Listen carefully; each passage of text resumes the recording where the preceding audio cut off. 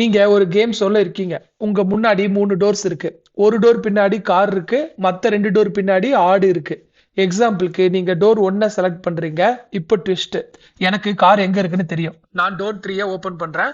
அங்க கோட் இருக்கு. இப்போ உங்ககிட்ட 2 டோர் தான் இருக்கு. Door 1 and door 2. இப்போ நீங்க டோர் 2க்கு ஸ்விட்ச் பண்ணணுமா?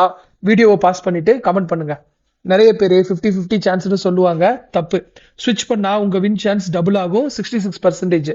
ஏன்னா மொத்தம் 3 பாசிபிலிட்டிஸ் தான் இருக்கு. ஃபர்ஸ்ட் பாசிபிலிட்டி நீங்க கார் செலக்ட் பண்ணியிருந்தா ஸ்விட்ச் பண்ணா தோத்துடுவீங்க. செகண்ட் பாசிபிலிட்டி நீங்க கோட் ஏ செலக்ட் பண்ணியிருந்தா ஸ்விட்ச் பண்ணா கண்டிப்பா கார் கிடைக்கும்.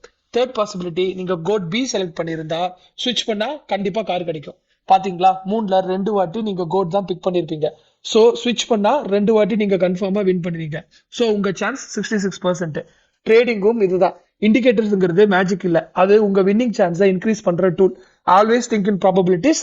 இது மாதிரி டிஃப்ரெண்ட் பெர்ஸ்பெக்டிவ் தெரிய சப்ஸ்கிரைப் டு கிரீன் சிப்ஸ்.